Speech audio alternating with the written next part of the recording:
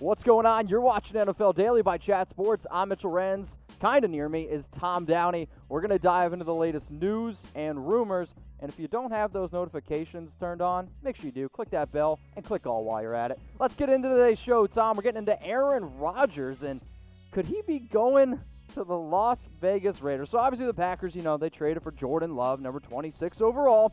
And the rumors will not stop around the Raiders. But according to Mike Sando of The Athletic, the Raiders would be a prime destination for Rodgers. I completely, wholeheartedly, 1,000% think this is a brilliant idea for Las Vegas, Mitch. Do this. Go do this. See, you don't do it if Derek Carr plays well. If Derek Carr doesn't play well, then sure, I'm going to open this up because I've said it for a while on my Raiders show. If Carr doesn't play well, it's prove it year. You move on. Which number prove it year is this, by the way? Is this 2 or 3? I think it's the prequel to the sequel. Okay. To Star Wars May the 4th. No, I know, it's a bad joke. But when you talk about the Raiders, I think they already have good quarterbacks. I think Derek is a pretty solid guy, especially for what you're paying him. Yes. Basically $22 million. You go out, you get Marcus Mariota, who's the highest paid backup in the league, 7.5. Obviously, I'm not going to worry about Nathan Peterman, but the only way that you would even entertain this idea is if the Raiders are an absolute dumpster fire, I think, this upcoming year. What if they go 7-9 again? Derek Carr puts up almost identical stats to what he just did. About 69% completion percentage, a little over 4,000 yards, about 20 touchdowns, less than 10 interceptions. What if he's the same guy he's been the past 2 seasons? See, my argument would be this. The Raiders haven't had a top 20 defense in points against and yards against since 2010. They haven't been top 20 in both those categories since 2010. So, Derek's never had a good defense, and I don't think it's fair that we always point the finger at Carr because last time I checked, football is a team sport, and the last time Aaron Rodgers didn't really have a very good team around him, the Packers went 5-11 in 2018. He was also hurt for a significant portion of Sure, but he was. Here's my mindset. I am not convinced you could win a Super Bowl with Derek Carr right now and the Raiders, even though he's cheap. But you could do it with Aaron Rodgers on your team. That's why I would be all in if I'm the Raiders getting Rodgers, getting a superstar quarterback who is simply better than Derek Carr. Oh, I think he is frankly, better. I think isn't that much more expensive. Well, that's the thing. If you can get him at a decent price tag, I think that's where it gets interesting because you can look here at Carr's contract. The Raiders aren't tied to Carr. If this season goes bad, they can cut him next year, and it's only going to cost $2.5 million. So if it's not if he's not the answer, I think he's the best option for the team this year, but that does not make him the future. And if Aaron Rodgers does want to be for quarterback for the Raiders, you do at least have to entertain him. If you go and get Rodgers, if you do it after the 2020 season, it'll come in around his new cap hit for a new team, the Raiders or somebody else, around $24 million or so per year. That's like $2 million more than what Derek Carr costs right now. Yeah. That's a no-brainer move for me, and I'm not even making that like a shot at get Derek Carr necessarily. It's that if I can get Aaron Rodgers, I'm going to go get Aaron Rodgers even if he is, on the back 9 of his playing career. Also, shout out to the production team. That new graphic, turn on notifications for the show. That's sick. So turn on your notifications. Okay, for those of you that are watching this video on YouTube, you might get with an ad break. While the ad is playing, I want you to scroll on down, and I want you to let me know because I'm going to make this the pinned comment on today's video. Where will Aaron Rodgers play in 2021? Let's keep the show moving here, Tom. We're going to go to Andy Dalton because there's a new quarterback here in Dallas, and there's been some discussion on what exactly does this mean, Dalton going to Dallas. Should Dak be a little bit nervous? I don't know why you would be nervous if you're Dak Prescott because you're clearly a better quarterback than Andy Dalton. And on top of that, the contract that Dalton signed, I don't know, Tom. No, very clearly is a backup quarterback contract. It's up to $7 million. I think all of that is not likely to be earned, meaning it's a 1-year, $3 million deal for Andy Dalton. That's just backup quarterback money. Also, though, Andy Dalton wanted to stay here in Dallas because last time I checked, this is where he lives, and he's taking a hometown discount. He wants to be a Cowboy, and I think right now you go out, not the quarterback with the hometown discount the fans wanted. Well, he's a good backup quarterback. He's a great backup quarterback. But you can't, and everyone here, get your votes in because this is the discussion Tom and I were having. AD or Dak. But for me, $7 million Andy Dalton or $35 million at least for Dak Prescott, it's not even close to me. It's AD. Dak. I don't understand. But no, AD at $7 million or Dak Prescott at 35. What are you going to be able to do with Andy Dalton at the helm as your starting I don't quarterback? believe Dak Prescott, if you pay him that much money, you're going to be able to build a team around him So you're where you saying can that win. You're saying this Cowboys team is really good so much that with Andy Dalton in place right now, you'd be able to compete. No. I don't think no matter what, the Cowboys can compete. Period. So you want to blow it up then?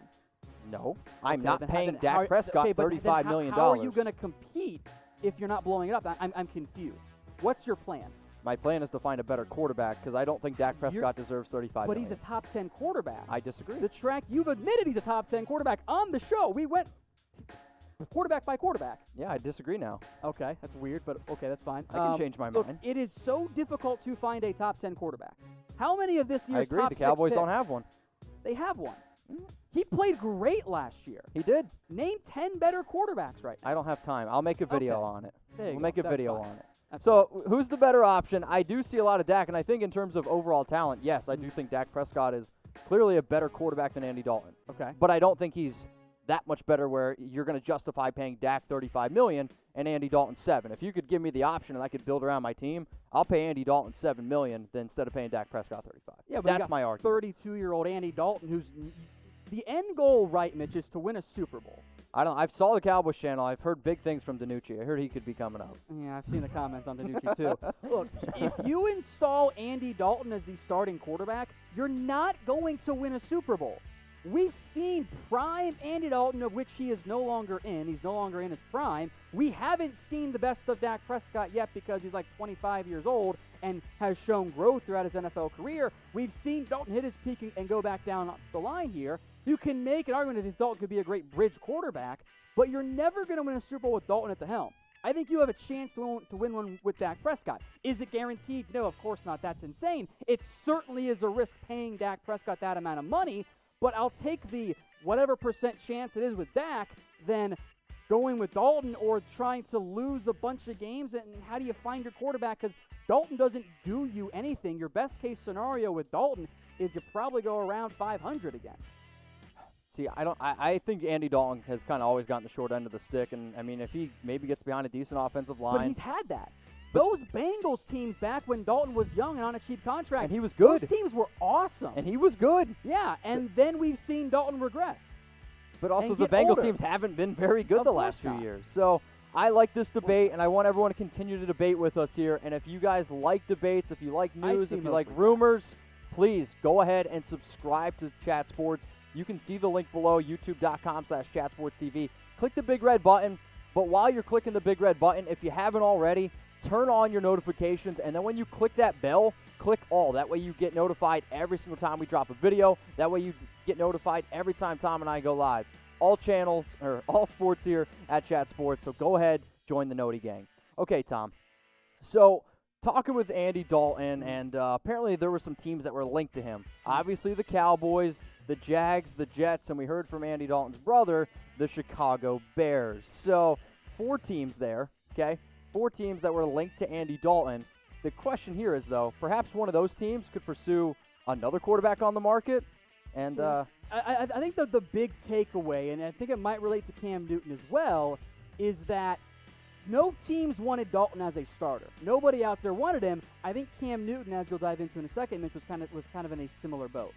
And we'll dive into it in just a second. But first, I mean, shout out to all the moms out there. Mother's Day is literally this Sunday, so hurry up. You better go get your mother, your wife, grandma, maybe your girlfriend. I don't know. Better get her something for Mother's something you Day. need to tell us? Go to chatsports.com/mom. Luckily for you, 15% off when you go to chatsports.com/mom.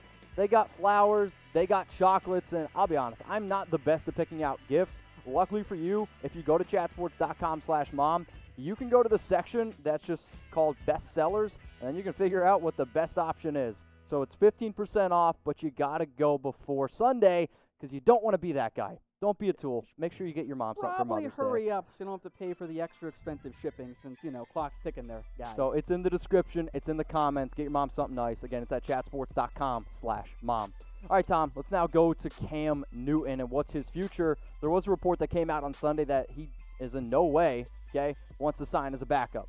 And if he wants to be a starter, the real issue here is, where's he going to be a starter? Because there's not many teams out there looking, but maybe one of the teams that were linked to Dalton could go and go get Cam Newton. Yeah, very different paths that those big available quarterbacks out there have chosen. Winston, he goes to a team that sets him up for the best for the future, goes to the Saints to learn behind Drew Brees and learn under Sean Payton.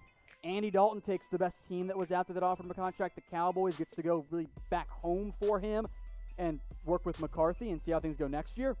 Newton's going to take the long game for this year and go, I want to be a starter. The problem is that in light of the world we're in right now, it is extremely difficult to get a physical if you're Cam Newton. So he might have to wait and see when that's a little bit more easy to pull off, or if there's an injury to a different sort of quarterback, which does tend to happen. But Newton might be available for quite a bit here, Mitch. And that shouldn't really surprise anyone. I mean, if Cam Newton was coming off, let's say, an incredible year, I think it would be totally different. But that's the issue. Cam's coming off a bad year where he had some injuries. So let us know in the comment section, where will Cam Newton play in 2021? So we're live on Facebook. We're also live on YouTube. And I want you to be active, okay? I want you to let us know where Cam Newton's going to play in 2020, okay? 2020, not 2021. And then get your votes in, and we'll tell you the top 5 teams with the best odds right after this YouTube ad break. Okay, so the top 5 teams to go out and get Cam Newton. The Jacksonville Jaguars, they're at plus 250. The Pats, plus 300. Then it's the Redskins, the Broncos, the Seahawks, a little bit of a duck down there. I agree with these odds. I think the most likely scenario is Cam Newton signs with the Jacksonville Jaguars. I think Jacksonville makes sense. But this is a team that's clearly rebuilding. I think Jags fans are fully aware of that. Newton doesn't help you rebuild because he's an older quarterback. He doesn't fit your rebuilding timeline. So if the head coach and front office want to save their job, maybe you pursue Cam Newton. But if you want to see what the young guys got, you go with Gardner Minshew. I'd love to see him in New England, but at this point, I think we have to just maybe accept the fact that, the Patriots seem willing and ready to roll with Jarrett Stidham as their starter, which is where things get dicey. Washington has a quarterback. Denver makes, and Seattle makes sense as backups, but Newton really want to go there and sit for a year? I'm not sure. Not sure either. Tom, it's May. May the 4th be with everyone. Speaking of May, we're talking about the Jets potentially trading safety Marcus Maye. What do you think? That one was good. That was a better pun. That was better? Okay. Pun. Mitch, I'm proud of you. Figure this, though. We're talking about a New York Jets safety in trade rumors. It just sounds kind of weird, but now it's not Jamal Adams. Now it's Marcus Maye, who apparently has been getting shot by Adam Gase before. Yeah, apparently Gase doesn't like him because Adam Gase hates all of his good players. I'm sorry. The Dolphins' track record speaks for itself. I think this makes more sense for the Jets, trading away Marcus Maye than trading away Jamal Adams. You pay the better safety. Yep. That's Adams. You get what you can for Marcus Maye, who's in the last year of his contract. You drafted Ashton Davis in round 3, who I think is going to potentially thrive in the NFL as a true single-high free safety. I'm not convinced Maye really is that guy. Adams you want near the box. So I think a 1-2 punch of Adams and Davis makes a little bit more sense for the Jets than Adams and Maye. So flip Maye for what you can get. I'm sure there are teams interested. You could get maybe it's a mid to late day 3 pick next year, talking the 4th, 5th.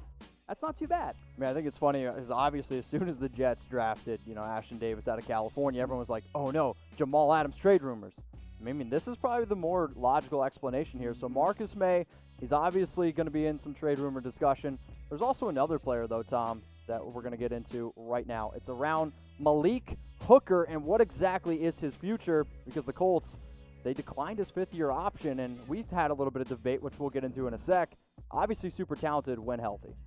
The health has always been the problem for Malik Hooker. He's got fantastic range. If you're looking for that single high 350, meaning the guy that's able to roam across almost the entire field and be a rangy playmaker, think in the Earl Thomas mold, less so than the Jamal Adams type of mold there. Hooker fits that former there of a athletic, dynamic free safety. So I like that perspective for the Colts, but the injuries have been a problem. A player doesn't help you very much if they aren't out on the field.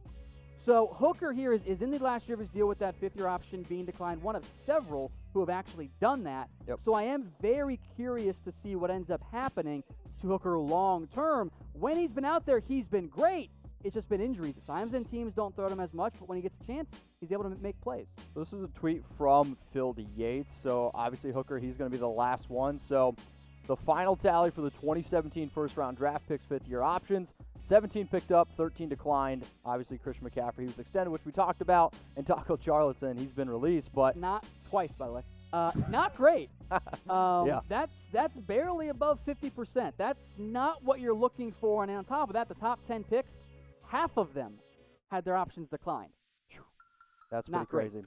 So we had this debate right before we came on the show, and I figured, you know what, we're going to put it on here. Pick a safety, Marcus Maye type MM or Malik Hooker type MH. I think in terms of just talent alone, Hooker is the more talented safety. I don't really think you can really debate that. But Marcus Maye stays on the field, and the injuries, they're not really there. So for me, I'm going to type MH. Okay, about to say, I'm still going to take Malik Hooker. And then that's not even a shot at Marcus Maye. I love Malik Hooker coming out of at Ohio State. There's a joke here at the office of when I say ball skills, you take a drink. That was from about Malik Hooker because he had fantastic ball skills. So I'm still going to type in my MH. I know a lot of hookers that have fantastic ball skills. So MM for Marcus Maye or MH for Malik Hooker. So, Tom, there was some news that came out here from Ian Rappaport. Nothing too, I shouldn't say nothing too groundbreaking. It was pretty shocking. There's not going to be any games international. I was kind of hoping a game in London. I like the games in Mexico City, but because of the whole situation, obviously that can't happen. Significant, not necessarily a huge concern. So the teams like the Jags who had international games scheduled, they're going to be playing at home this year. Yep. Makes sense to go ahead and call these super early before the schedule is even announced because it's pretty clear it just doesn't make sense right now. And speaking of the schedule announced, I want you guys to turn on your notifications because as soon as the schedule gets announced, we're going to be going live here on our channel. So turn on the noties so you can be here for the live show and you can be the very first person to know who your favorite teams are going to be playing. Because according to Charles over here, it could be going down on Thursday. So make sure those noties are turned on. That's been the expectation. The NFL has not officially announced it yet, but seems like Thursday, and that would make some sense. And that's May 7th, fits within that May 9th window. We'll see if it actually ends up happening because I'm a little surprised the NFL hasn't said this is when it's all going to come out because, well, just do it. We're all excited for it. Now, I am going to wrap up the show today with a little bit of sad news, but I think Don Shula would have wanted us to celebrate his life, not so much mourn over it. But he did pass today at age 90, born in 1930, and again, lived a great life. And I think when you talk about the greatest coaches of all time, you have to put Don Shula up there. So what I want everyone to do is I want you to pay your respects. I want everyone to type RIP for the great Don Shula. He had an incredible career, of course, in the NFL. I think you're right, Mitch, one of the greatest coaches up there. Obviously, we talk about Belichick in this era. We talk about Lombardi way back before. Shula was the guy in the 70s. I mean, he led that Dolphins team in 1972 where, they go 17-0. And I think when you talk about a lot of the great teams, I'll still say that I think that Dolphins team was the greatest team because they're the only one that's ever done it. So we lost a great man today, and I appreciate everyone who's typing RIP. Make sure you guys are showing Don Shula the love that he deserves.